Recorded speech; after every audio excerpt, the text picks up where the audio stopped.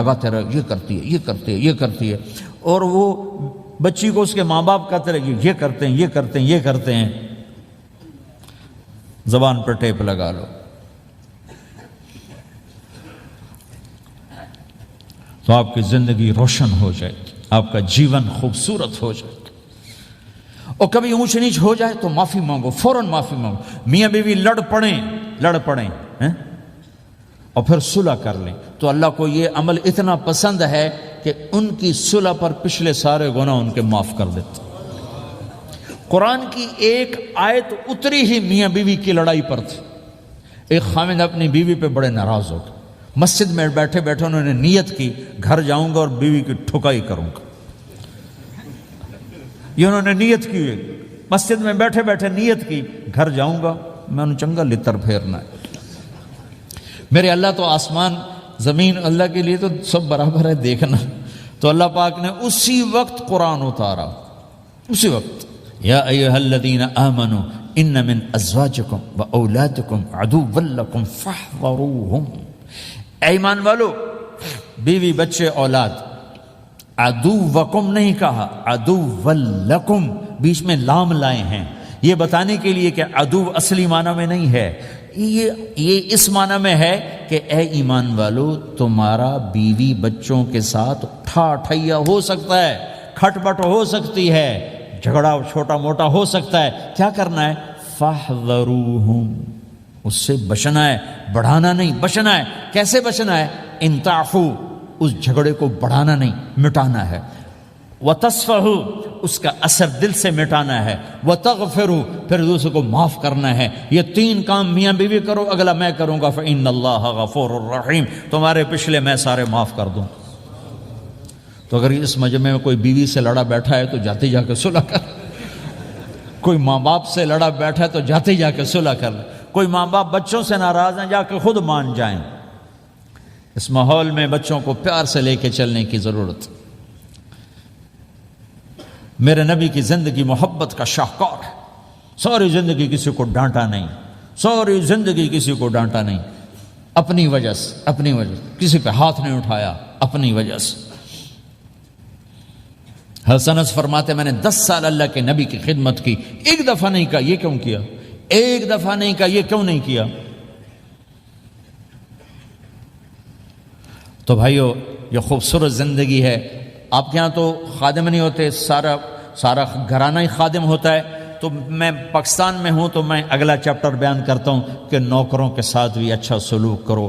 وہ یہاں ہے ہی نہیں، تو آپ پہ ہی بانڈے مانجنے، آپ پہ ہی ٹوائلٹ صاف کرنا ہے، آپ پہ ہی گڈی صاف کرنی، ڈرائیور بھی آپ پہ تھے، مالک بھی آپ پہ، پٹرول بھی آپ پہ پاؤ بھائی، چنگا انگلینڈ ہے، پٹرول بھی آپ پہ پاؤ، ہوا بھی آپ پہ بھرو۔ 2.5 لاکھ کی گاڑی یا ڈرائیور آپ پہ، ہماری 2.5 لاکھ پاؤنڈ کی، ہماری 2.5 لاکھ کی سزوکی ہوتی ہے، ہمارا نوکر بیٹھا گاڑی چلا رہا تھا۔ نوکر تو اللہ کی بڑی نعمت ہے، تم اس سے محروم ہو۔ کچھ اس کے فائدے بھی ہیں، کچھ نقصان بھی ہیں، لیکن فائدے زیادہ ہیں۔ ہمارے بچے اتنے سست ہو جاتے ہیں کہ پانی کا گلاس کہو تو اٹھ کے ہی نہیں دیتے، وہ آگے نوکر کو بلاتے۔ میری اپنی، میرے ابا جی مجھے کوئی کام کہتے، پتر جا میں نا انہوں صد کیا، تو میں باہر جا ابا جی آدھے انہوں صد کیا، میں خود نہیں جاتا، ایسی سستی پڑ جاتی۔ یعنی تمہیں اپنی حماقت بتا رہا ہوں۔ سردی میں لیٹا ہوا تھا تو میری رضائی گر گئی، تو میں نے باہر سے نوکر بولایا، میں کہو بشیرہ او جی اور ہمیں نا رضائی میرے اتے پا، تو اپنا سنا رہا ہوں۔ لیکن آپ جہاں جاب کرتے ہیں، وہاں دیانتداری سے جاب کرو، دھوکہ نہ ہو، فریب نہ ہو، فراڈ نہ ہو۔ آپ بھی کہیں ملازم تو ہیں، کہیں کام کر رہے ہیں، کوئی آپ کی دکان پہ کام کر رہا ہے، گھروں میں کام کرنے والے، دکانوں پہ کام کرنے والے تو ہیں۔ اور جن لوگوں کے پاس پیپر نہیں ہوتے، ان کو اتنے تھوڑے پیسے دیتے ہیں کہ وہ بیچارے روٹی بھی نہ کھا سکے، کہ بھائی یہ لینے، چونکہ ان کو پتہ ہے کہ بیچارہ پھنسا ہوا ہے اور کہیں نہیں جا سکتا ہے۔ تو ایسا نہ کرو، یہ ظلم نہ کرو۔ اول تو ایسے لوگ رکھو نہیں، تمہارے لیے قانون اس کی گنجائش کوئی نہیں۔ لیکن اگر کوئی اس طرح رکھتا ہے تو پھر یہ ظلم نہ کرے کہ 100 کی بجائے 10 پاؤنڈ دے رہا ہو، کہ بھائی لینے تو لے لو، اس کو پتہ ہے اس بیچارے نے کہیں نہیں جانا۔ ایسے ظالم نہ بنو۔ وہ ہمارے یہاں کرائسس چل رہا ہے بہت زیادہ، تو جو بیچارہ پھنس جاتا ہے نا، تو اپنی پراپرٹی بیچنے پر آتا ہے تو اس کی 1 کروڑ کی پراپرٹی کے 20 لاکھ لگاتے ہیں۔ میں گزر رہا تھا مال ٹاؤن میں، ایک دوست کے پاس ٹھہرا تھا، وہ پراپرٹی ڈیلر تھا۔ تو ہم صبح واک کر رہے تھے تو ایک گھر کے قریب سے گزرے، کوئی 6 کنال کا گھر تھا۔ مجھ سے کہنے لگا مولانا اس گھر کی قیمت ہے 24 کروڑ۔ 24 کروڑ کا گھر ہے فزیکلی، لیکن اس کا مالک پھنس چکا ہے قرضوں میں، اب وہ اس کو بیچنا چاہتا ہے، تو 18 کروڑ سے اوپر 1 پیسہ نہیں کوئی لگا رہا، اور یہ اس بیچارہ بیچے گا، یہ 8 کروڑ کا لاس لے کر 6 کروڑ کا لاس لے کر بیچے گا، چونکہ یہ پھنس چکا ہے۔ میں نے کہا اگر میرے پاس پیسے ہوتے تو میں اس کا 24 کروڑ کا گھر لیتا 30 کروڑ کا، کہ 24 کروڑ اس کے قرضے میں جاتے اور 6 کروڑ سے اپنا الگ کاروبار کر لیتے۔ مسلمان تو مظلوم کی مدد کرتا ہے، مسلمان تو دکھی کی مدد کرتا ہے، نہ کہ مصیبت زدہ کو اور لوٹ لینا، مرے نو مارے شاہ مدار، یعنی مصیبت زدہ پر اور مصیبت ڈالنا۔ بھائیو، یہ وہ خوبصورت اخلاق ہیں، اپناؤ گے اللہ چمکائے گا، اللہ اس جہان کی عزت دے گا۔ اور ایک آخری میری بات ہے، بہت بڑا مجمع ہے، بہت سارے نوجوان نظر آ رہے ہیں، آج تک جو اللہ رسول سے جنگ کی اس سے صلح کر لیں، جو گناہ کی اس سے معافی مانگ لیں۔ ادھر ہم معافی مانگیں ادھر اللہ معاف کر دے گا، ادھر ہم توبہ کریں گے ادھر اللہ معاف کر دے گا۔ اور آپ تو ماشاءاللہ سارے بہت اچھے بیٹھے ہوئے ہیں۔ میرا ایک شاگرد ہے مولوی امجد، کراچی میں امام مسجد، اس کے پڑوس میں ایک عورت تھی، وہ لڑکیاں سپلائی کرنے کا کام کرتی تھی۔ کتنا ذلیل کام ہے، اور سال ہا سال سے اس کے بیٹے سے اس میرے شاگرد نے دوستی لگائی اور میرے بیان کی کیسٹ دے دی، کہ بھائی یہ سن لینا، میرے استاد جی کی کیسٹ ہے۔ اس نے گھر میں جا کے لگا لی، اس کی ماں چلتے پھرتے کانوں میں آواز پڑ رہی ہے، آخر وہ آ کے بیٹھ گئی، کہنے لگی سنا، مجھے بھی سنا۔ تو اس نے سارا سنا، پھر کہا دوبارہ سنا، پھر سنا، کہا دوبارہ سنا، پھر سنا۔ تو کہنے لگی یہ کون ہے؟ کہا پتہ نہیں کون۔ تمہیں کس نے دی؟ کہا یہ امام مسجد نے۔ تو بچے کا ہاتھ پکڑا اور آ گئی دروازے پر، اس وقت لوگ تراویح پڑھ کے باہر نکل رہے تھے، کہنے میں نے امام صاحب سے ملنا ہے۔ وہ آ گئے، کہا جی یہ کیسٹ آپ نے دی؟ کہا جی۔ یہ کون ہے؟ کہا میرے استاد ہیں۔ کیا نام ہے؟ طارق جمیل۔ اچھا، انہوں نے توبہ کی بڑی بات بتائی ہے، تمہیں پتہ ہے نا میرا کیا کام ہے؟ ہاں۔ کہا میری توبہ قبول ہو سکتی ہے؟ کہا کیوں نہیں اماں جی، ہو سکتی۔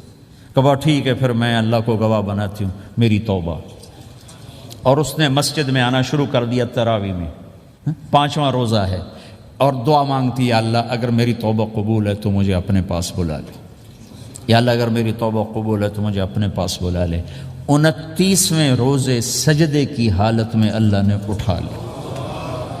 ساری زندگی کام کیا؟ لڑکیوں کی سپلائی، اتنا بدترین کام، اور موت آئی رابعہ بصری جیسی۔ یہ ہے توبہ کا کمال، کہ اللہ کی رحمت سے کبھی نا امید نہیں ہونا چاہیے۔ اللہ کوئی تھانے دار نہیں ہے کہ اس نے چھتر پھیرنا ہے، اللہ کریم ہے، مہربان ہے، ہمارا دوست ہے، ہمارا رب ہے۔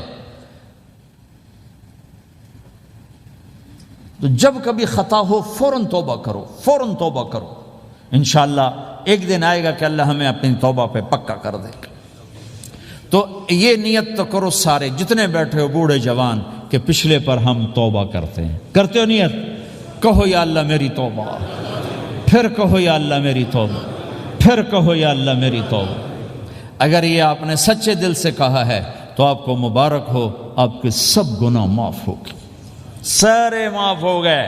حقوق باقی ہیں، علماء سے پوچھ لینا ان کی ادائیگی کیسے کرنی ہے، گناہ سارے معاف ہو گئے۔